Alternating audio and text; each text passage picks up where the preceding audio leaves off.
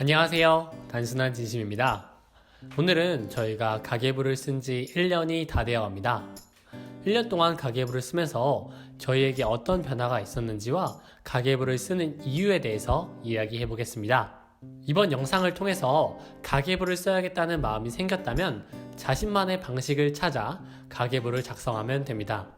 누군가는 노트에 수기로 작성하는 것이 편하고, 누군가는 엑셀을 만들어서 사용하는 것이 편하고, 누군가는 어플을 이용하는 것이 편하다고 느낍니다. 따라서 이번 영상에는 어떻게 가계부를 써야 하는지에 대해서는 다루지 않고 가계부를 쓰는 이유와 방향에 대해서만 이야기해 보겠습니다. 자본주의 시대를 살아가는 우리 모두에게 돈은 중요한 주제입니다. 우리는 모두 돈으로부터 자유로워지고 싶지만 쉽지 않은 목표입니다. 하지만 돈과 의식적인 관계를 맺는 일은 비교적 쉬우며 달성 가능한 목표입니다. 돈과 의식적인 관계를 맺는다는 것이 어떤 의미인지 이야기하기 전에 우리가 왜 돈을 벌고 있는지에 대해서 생각해 봤으면 좋겠습니다. 많은 사람들이 자신에게 얼마만큼의 돈이 필요한지도 모른 채 어떤 일이 생길지 모른다는 불안한 마음과 그저 많을수록 좋다는 이유 때문에 더 많은 돈을 벌기 위해 노력하고 있습니다. 그러나 우리가 돈을 버는 이유는 돈을 통장에 쌓아두기 위해서가 아니라 삶에 필요한 물건과 교환하기 위해서입니다. 필요한 것을 구할 만큼의 충분한 돈을 벌고 있다면 그 이상의 돈은 큰 의미가 없습니다. 충분한 돈을 벌고 있는데도 더 많은 돈을 벌고 싶다면 우리가 필요 이상의 것을 욕망하기 때문이 아닐까 생각합니다. 그렇다면 돈과 의식적인 관계를 맺는다는 것은 어떤 의미일까요? 돈과 의식적인 관계를 맺는다는 것은 자신이 무엇을 얼만큼 원하는지 알고 불필요한 낭비를 없앤다는 의미입니다. 돈과 의식적인 관계를 효과적으로 맺을 수 있도록 도와주는 도구가 가계부이고, 돈과 의식적인 관계를 맺기 위해 우리는 가계부를 써야 합니다. 돈과 의식적인 관계를 맺는 첫 번째 단계는 알기입니다. 무엇을 알아야 할까요? 첫 번째로 어디에 얼만큼의 돈을 쓰고 얼마나 저축하는지 알아야 합니다. 1년 전 저희가 가계부를 쓰기 시작한 이유는 어디에 얼만큼의 돈을 쓰든지 알기 위함이었습니다. 가계부를 쓰지 않으니 어디에 얼만큼의 돈을 쓰는지 알 수가 없었고, 이로 인해 얼만큼 벌어야 충분한가를 알기 어려웠습니다. 현재는 고정지출, 생활비, 식비가 한 달에 얼마나 드는지 정확하게 알고 있는 상태입니다. 두 번째는 필요 없는 것에 얼만큼의 돈을 쓰고 있는지 알아야 합니다. 구매 당시에는 필요하다고 느꼈지만 되돌아보면 사용하지 않는 물건들이 주변에 수두룩합니다.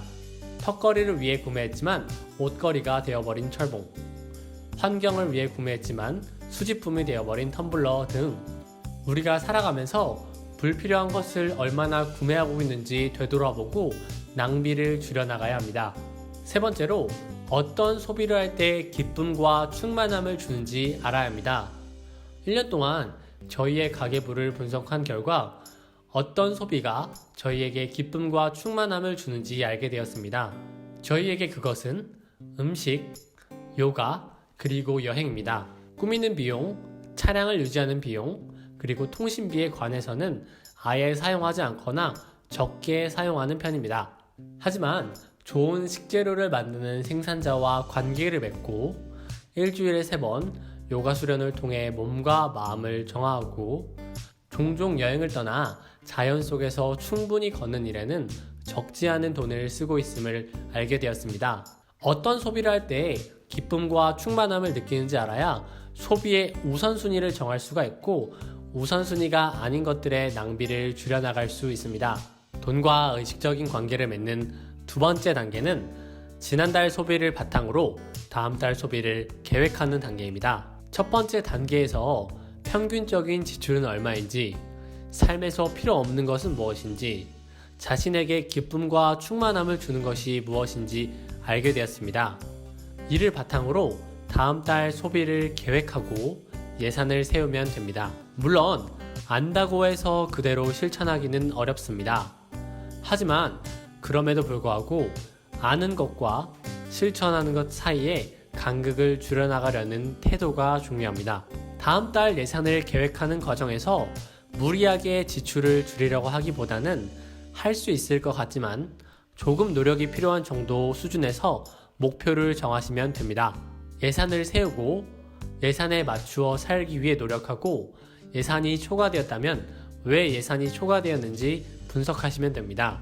이유는 사람마다 다양하겠지만 예산을 너무 빡빡하게 잡았다거나 불필요한 지출을 과도하게 했다거나 하는 경우가 많습니다. 이유를 생각하고 분석한 뒤에 어떻게 하면 예산을 초과하는 일이 덜 발생할 수 있을까를 고민하시면 됩니다.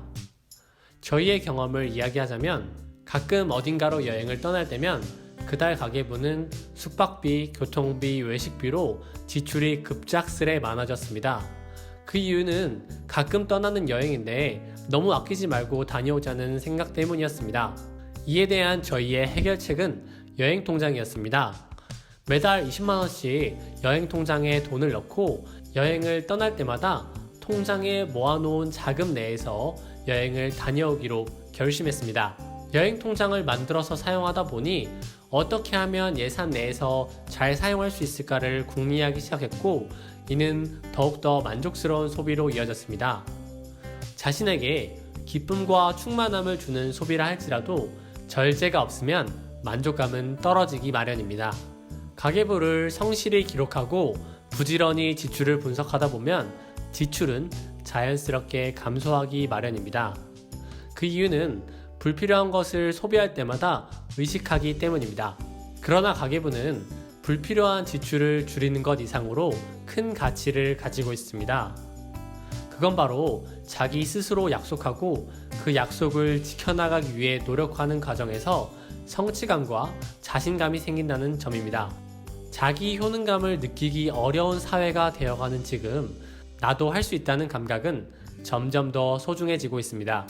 작은 성취를 위한 시작은 반드시 가계부가 아니어도 됩니다.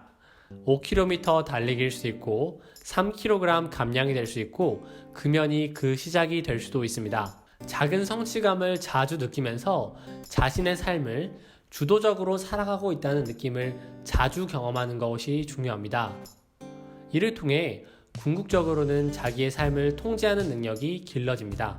마지막으로 가계부를 꼭 추천드리고 싶은 분들이 있습니다.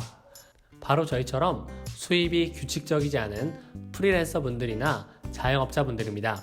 가계부를 쓰지 않았을 때는 매달 평균적인 수입을 알 수 없었기 때문에 돈이 조금 많이 들어왔을 때는 이번 달에는 돈이 조금 많이 들어왔으니 조금 더 써도 괜찮겠지라는 생각으로 즉흥적인 소비를 많이 했습니다. 수입이 많은 달이 있으면 분명히 수입이 적은 달도 있는데 눈앞에 들어온 돈만 보고 지혜로운 소비를 하지는 못했습니다. 지금도 여전히 수입은 불규칙적이지만 대략적인 1년 수입을 알게 되었고 평균적인 생활비를 알게 되었습니다. 이를 통해 수입이 급격하게 감소했을 때 지출은 얼마까지 줄일 수 있는지 알게 되었고 현재 가지고 있는 돈으로 얼마나 버틸 수 있는지 구체적인 숫자로 계산이 가능해졌습니다. 위기 상황일수록 구체적인 숫자는 큰 도움이 됩니다. 피터 드러커는 측정할 수 없는 것은 관리될 수 없고 관리될 수 없는 것은 개선될 수 없다는 말을 했습니다. 수입과 지출을 기록하고 분류하는 일이 별것 아닌 작은 일로 치부하는 사람들도 있지만 그런 일을 꾸준하고 성실하게 하면 삶을 꾸려나가는 데 큰 도움이 됩니다. 자본주의 시대에 돈으로부터 자유로워지기는 쉽지 않습니다. 하지만 돈과 의식적인 관계를 맺을 수는 있습니다. 돈과 건강한 관계를 맺고 돈이라는 교환 수단을 지혜롭게 이용했으면 좋겠습니다. 오늘 저희가 만든 영상이 여러분들께 작은 도움이 되기를 바랍니다. 오늘 영상도 시청해주셔서 감사드립니다. 감사합니다.